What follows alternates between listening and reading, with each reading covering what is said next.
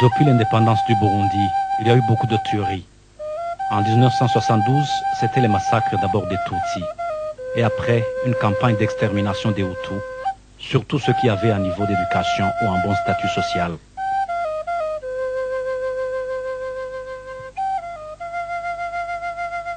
En 1995, le studio Ijambo a commencé son travail de couvrir les événements à travers tout le pays. Et à l'époque, il y avait beaucoup de massacres liés aux ethnies. Les voisins tuaient leurs voisins. Les militaires tuaient les citoyens ordinaires. Les rebelles tuaient les citoyens ordinaires.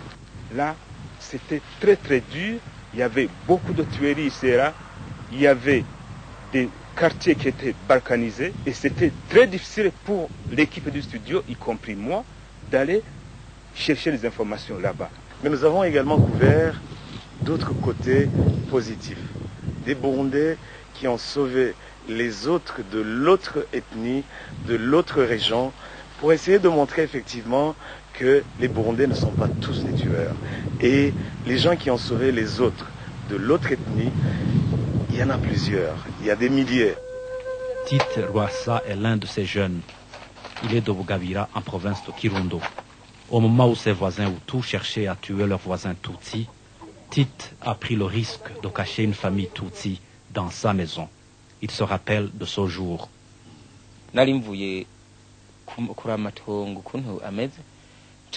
venais des champs. Mais quand je suis entré chez moi, je disais à ma femme qu'il y avait quelque chose de lourd. Et puis, ma femme m'a dit qu'elle avait caché des gens là sous le lit.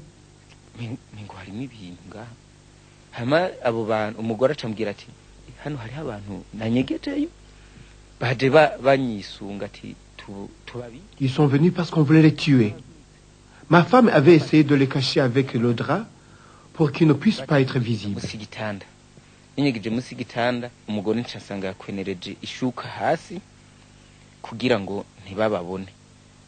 Après, il y avait une première équipe de gens qui venaient les tuer. Je leur ai expliqué qu'il n'y avait personne dans ma maison. Quand ces tueurs sont repartis, je les ai cachés dans un petit trou que j'utilisais pour mûrir les bananes. J'ai laissé un petit trou pour qu'ils puissent respirer.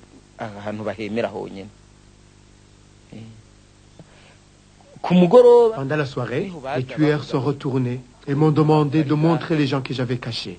On s'est dirigé vers la maison et j'ai directement éteint la lampe. Et puis, quand j'ai éteint la lumière, le chef du groupe qui voulait les tuer est parti.